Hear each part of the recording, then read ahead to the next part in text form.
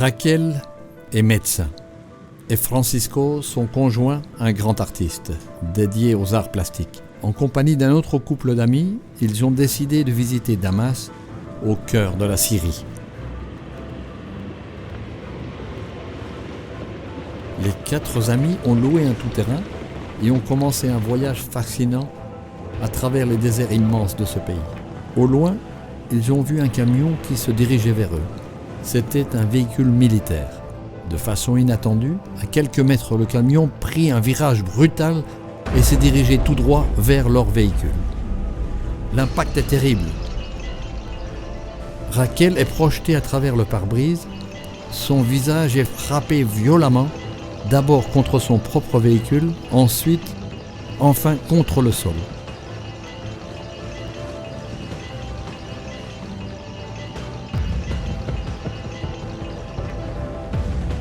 Francisco a subi de graves fractures faciales et tombe dans un coma qui va durer 52 jours, temps pendant lequel il a subi plusieurs arrêts cardiaques.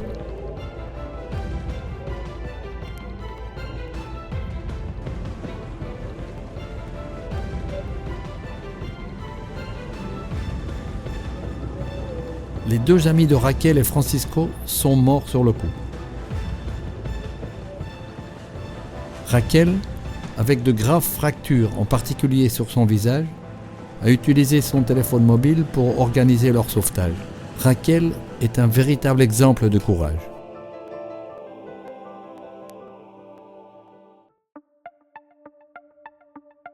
Le visage, la principale caractéristique de notre identité, est un ensemble complexe de volumes qu'un coup peut gravement altérer. Et lorsque ceux-ci sont éliminés, cela produit un ensemble plat.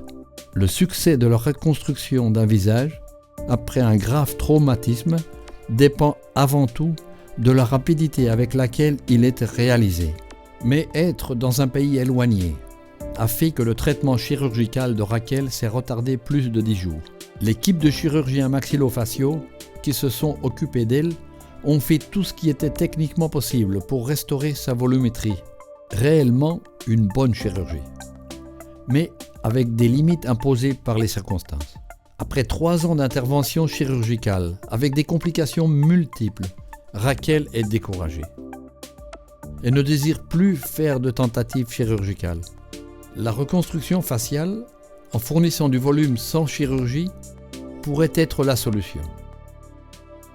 Les matériaux de remplissage ont une longue histoire, mais étant toujours liés à des complications à moyen et long terme.